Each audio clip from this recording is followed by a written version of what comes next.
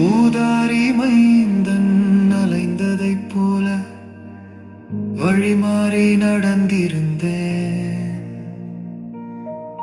வழியது ஒன்றே என்றான போதும் திசை மாறி களைத்திருந்தேன்.